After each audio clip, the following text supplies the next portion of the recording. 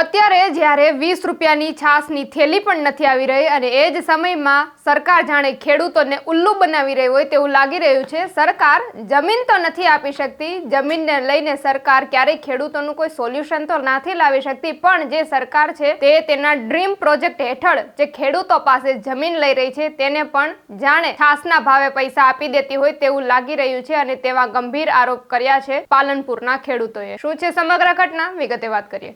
વૈષ્ણવજન તો તેને કહીએ જે પીડ પરાઈ જાનાને રે।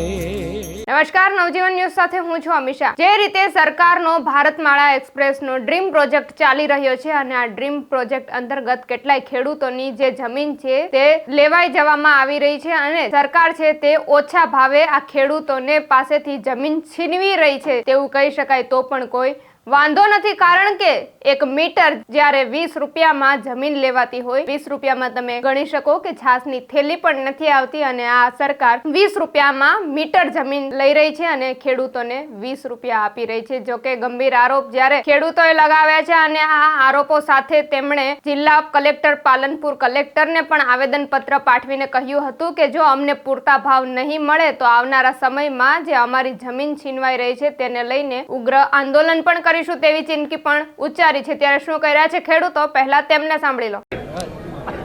આજે બનાસકાંઠાના તમામ ભારતમાળાના પીડિત ખેડૂતો અમે એકઠા થયા હતા। રેલી સ્વરૂપે અત્યારે આપણા માનનીય કલેક્ટર સાહેબશ્રીને આવેદનપત્ર આપેલું છે।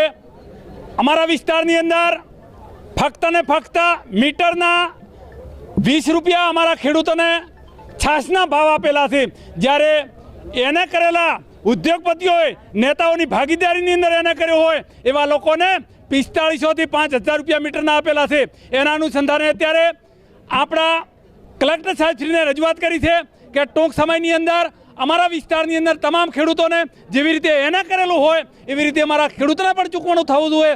જો આ ટૂંક સમયમાં થશે નહીં તો આગળના સમયની અત્યારે તો અમારા બનાસકાંઠા પૂરતું આંદોલન છે, પણ આવતા સમયની અંદર આખા ગુજરાતના ખેડૂતો સાથે જોડીને પણ આંદોલન થશે। કોઈ પણ ભોગે અમે હકને અધિકાર લીધા વગર જંપવાના નથી। જય જવાન, જય કિસાન, ભારત માતા કી જય જવાન, જય કિસાન। અમારી રજૂઆત એવી છે સાહેબ કે જે એને જમી છે એ જમી અમારી જ છે, જે વેચાતી તે મળતી આ એની રાશિ છે અને એમાંય બાજરી ઊભી છે અને આમાંય બાજરી ઊભી, તો તે એને વાળાને મળ્યા એટલા રૂપિયા અમને મળવા જોઈએ ને કે અમારી જમીન કોઈ પણ ભોગે હાલવા તૈયાર નથી।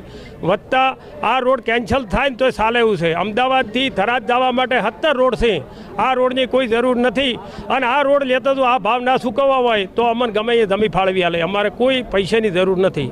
ખેડૂતનો છોકરો પૈસા લઈને તો જાય ક્યો કરે શું એમ। એટલે સરકારશ્રીને એવી વિનંતી છે કે કોઈ પણ ભોગે તમે આવવાનો નિર્ણય લઈ અને 4300 ની 4500 રૂપિયા છે એ ખેડૂતની જમીન છે, એને કર્યો એનો કદાચ ખર્ચો કાપો, પણ બાકી તમારે હાલવા જ પડશે।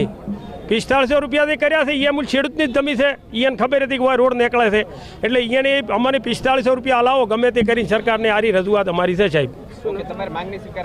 અમારી માંગ નહીં સ્વીકારે ને તો અમે અહીંયા જમીન પહેવા જ દેજે, મરી જા પણ આવશે તો અહીંયા નહીં રહે લેવા તો। હા, અમારે હમણાં સીએમ સાહેબ આવ્યા હતા એટલે પોલીસનો બંદોબસ્ત કરીને અમારા આગેવાનને કોઈ રજૂઆત કરવા પણ ના થવા દીધા। આ સરકાર કેટલા સુધી કેવું વિચાર હશે તમે વિચાર કરો। પોલીસ મોરે રાજી મફતનું લેવું છે તો તે અમારી જમીન એને છે એના 4313 કરોડ રૂપિયા આલીને લેવી છે તો અમારી ભાવી લઈને જો ના છે એમ। શું નામ? મારું નામ ગોવિંદભાઈ વાલાભાઈ। તો આ હતા બનાસકાંઠા પાલનપુરના ખેડૂતો, જ્યારે લાખણી, દિયોદર, કાંકરેજ, થરાદ સહિતના જે વિસ્તારોના ખેડૂતો છે તેમની જમીન છે તે આ સરકારના ડ્રીમ પ્રોજેક્ટ હેઠળ ફાળવવાની વાત થઈ રહી છે અને તેમાં જે સરકાર છે તે ખેડૂતો પાસેથી જાણે છાસના ભાવે જમીન લઈ રહી હોય તેવું લાગી રહ્યું છે। ત્યારે આપનું આ અંગે શું કહેવું છે, કમેન્ટમાં આપના પ્રતિભાવો ચોક્કસથી જણાવજો। વૈષ્ણવજન તો તેને કહીએ જે પીડ પરાઈ